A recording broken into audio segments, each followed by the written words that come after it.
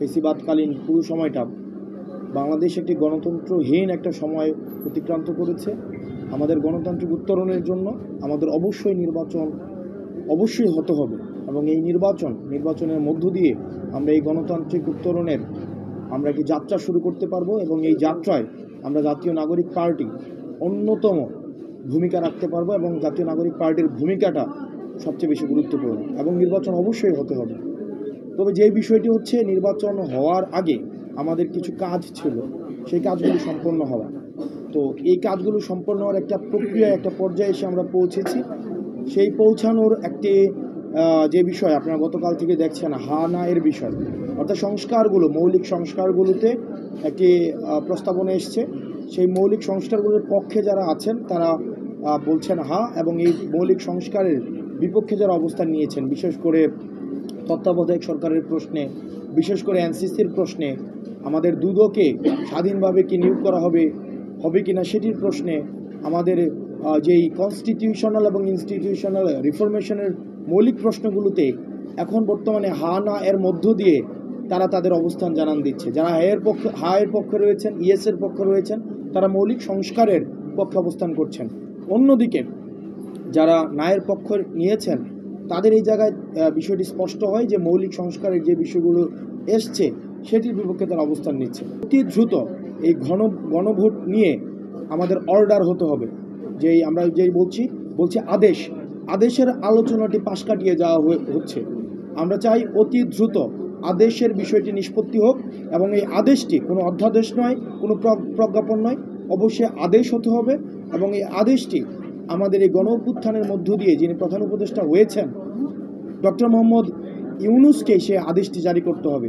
কোনো ফেসিস্টের রেখে যাওয়া, আমাদের যে ফেসিস্টের লিগেসি যিনি ধারণ করছেন চুপ্পু, এই আদেশ দেওয়ার কোনো এখতিয়ার নেই এবং এই গণ অভ্যুত্থানের লিগেসি হিসাবে ডক্টর মোহাম্মদ ইউনূসকেই আদেশটি দিতে হবে। এই বিষয়টিও আলোচনায় প্রাসঙ্গিক হওয়া উচিত। বিএনপি এবং জামাতের সাথে যে দূরত্ব তৈরি হয়েছে যেটি বলছেন সেটি সত্য নয়। আমরা যে বিষয়টি হচ্ছে ক্রিয়াশীল বাংলাদেশে যে রাজনৈতিক দলগুলো রয়েছে তাদের সাথে, সবার সাথে, প্রত্যেকটি রাজনৈতিক দলের ওয়ার্কিং রিলেশন থাকে।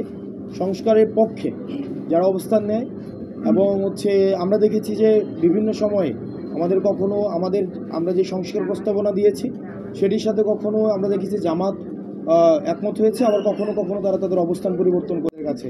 সেজন্য আমরা বারবার আসলে যেটি ফোকাস করছি সেটি হচ্ছে নির্বাচন কমিশন এভাবে আসলে উইমজে গেলে চলতে পারে না। তার একটা নীতিমালা থাকতে হবে।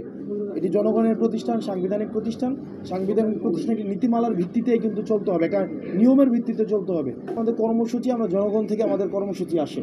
যেন আপনার যখন অভ্যুত্থানের সময় আমরা কর্মসূচি দেওয়ার আগে জনগণ দিয়েছে।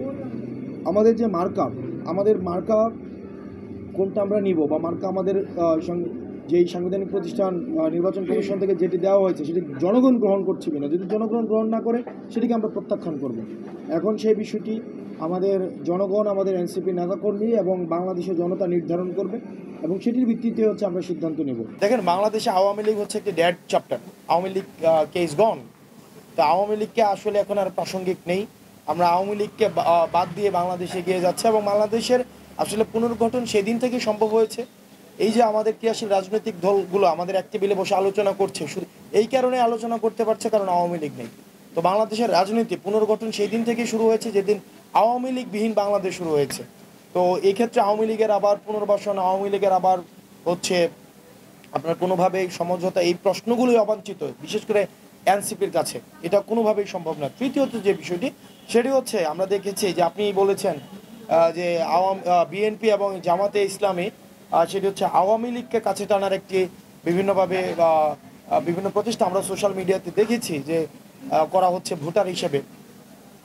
সেই বিষয়টি আসলে দুঃখজনক যে সেই বিষয়টি আসলে তাহলে বিগত সময়ে যে আন্দোলনগুলো, যেই বিএনপির ত্যাগী নেতারা মাঠে ময়দানে যারা জীবন দিয়েছে, রক্ত দিয়েছে, ঘাম দিয়েছে, শ্রম দিয়েছে, যারা পালিয়ে থেকেছে, ঠিক একইভাবে জামাতে ইসলামের আমাদের ফেসিবাদের সময় যেসব ভাই বন্ধুরা আমাদের গুম হয়েছে, আমাদের রক্ত দিয়েছে, রাস্তাঘাটে জীবন দিয়েছে, এই স্বৈরাচারকে তাড়াতে তাদের রক্তের উপরে দাঁড়িয়ে আবার সমঝোতা করা হচ্ছে। যে বিষয়টা আমরা সবসময় বলে আসছিলাম যে আন্ডারগ্রাউন্ড ব্যাকডোর কি করছে, আপনার ব্যাকডোর সমঝোতা করছে, এই বিষয়টি আসলে দিন দিন স্পষ্ট হচ্ছে এবং আসলে তাদেরকে জনগণ ভোট দিবে কিনা, তাদের এই ধরনের এই ব্যাকডোর সমঝোতার কারণে এটি আসলে ভোটাররাই নির্ধারণ করবে। আমার কাছে মনে হয় না যে এটি খুব বেশি ফলপ্রসূ হবে।